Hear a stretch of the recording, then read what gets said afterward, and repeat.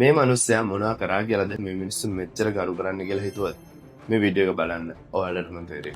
1963 බ්‍රූක්ලින් වල දුප්පත් පවුලක තමයි මයිකල් ජෝඩන් ඉපදෙන්නේ. මෙයාට අවුරුදු 15ක් වෙද්දිම බාස්කට් බෝල් ගහන්න ආසාවක් එනවා.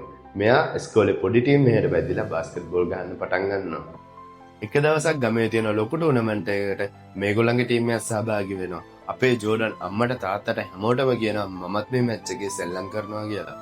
ඒත් ජෝඩන්ගේ උස පොඩ්ඩක් මදි හින්දා ස්කූල් ටීම් එක දැන් එයාව අයින් කරනවා. විදිලා ගිය ජෝඩන් මම ප්ලේස්ලා ඔක්කොම ඇඳුම් මුස්සන් එන්න මට එන්න දෙන්න කියලා ටූර්නමන්ට් එකට එන්න අනුමැතිය ගන්නවා. එදා මෙයාලගේ අම්මා තාත්තා ඉස්සරහාම ජෝඩන් සෙල්ලම් නොකර අනිත් ප්ලේස්ලාට හෙල්ප් කළා ගොඩක් ආමන් ඉදිනවා. ඒත් ඒ ගැනම හිතලා කඩා වැටෙන්නේ නැතුව ඊගාව දවසේ ඉඳන් දෙගුණයක් පුහුණු වීම කරනවා. ඊගාව අවුරුද්දේ ස්කූල් ටීම් එකට සිලෙක්ට් වෙලා ටූර්නමන්ට් එක ගහන්න මෙයාට අර ගහනවා. ඒ ටූර්නමන්ට් එකේ මෙයා සෙල්ලම් කරපු විදිය දැකලා අනිත් නැෂනල් ටීම් වල කටගැහිලා ගියා විතරක් නෙමෙයි මෙයාට සමහර අවස්ථාත් ලැබලා දෙනවා. අවුරුදු 21 දී චිකාගෝ බුල්ස් ටීම් එකට මෙයා සිලෙක්ට් වෙනවා. සීසන් 10ක් සෙල්ලම් කළා. ඒකෙන් සීසන් 6ම චැම්පියන්ස් වෙනවා. ඒ විතරක් නෙමෙයි මේ ලෝකේ පළවෙනි බිලියනපතියා වුණ ඇත්ලීටුත් මෙයා තමයි.